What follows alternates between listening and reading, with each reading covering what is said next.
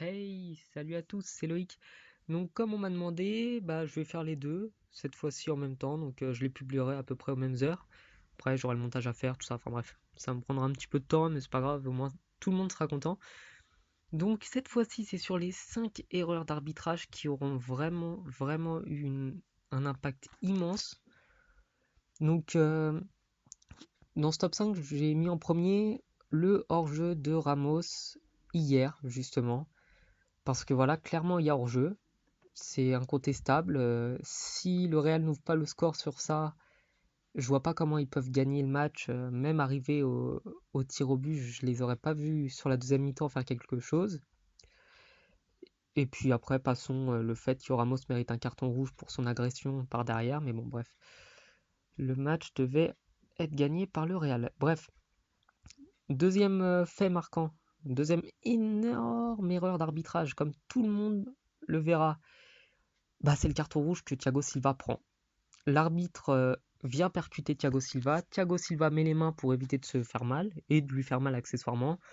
Et comme l'arbitre l'avait dans le nez, il sort le carton rouge. Premier carton rouge de la carrière de Silva quand même, fallait le faire.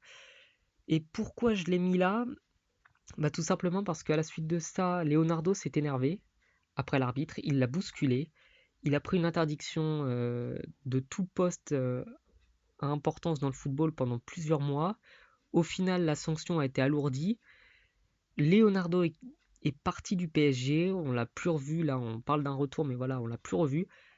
Et clairement, ça nous a coûté notre Thiago Silva qui a pris un rouge, et ça nous a coûté notre directeur sportif qui voilà, il gérait tout, il nous ramenait des grands joueurs, et ce qui s'est passé, c'est une injustice.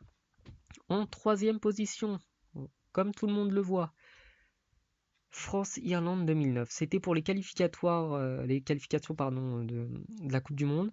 Thierry Henry, dans les dernières minutes, fait une main, contrôle de la main, fait une passe décisive. La France est qualifiée. La France est humiliée aussi parce que clairement gagner comme ça, c'est moche. Henry a perdu un peu de crédibilité aussi auprès des gens parce que voilà, c'était le héros de tout le monde, le super attaquant et de tricher comme ça, c'est vraiment pas beau. Ça, c'est choquant, bref.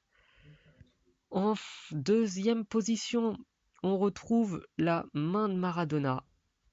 Clairement immonde. Immonde, là, c'est totalement antisportif. Ça a fait perdre l'Angleterre, qui était en quart de finale de la Coupe du Monde. Ça a énervé tout le monde. Bon, après, il s'est rattrapé avec un but d'anthologie, mais je veux dire, la main de Maradona restera quand même pour toujours comme une énorme injustice de la Coupe du Monde. Et là, comme je suis un petit peu long, je vais faire un petit peu plus court pour la dernière. Tout le monde l'attendra, j'en suis certain.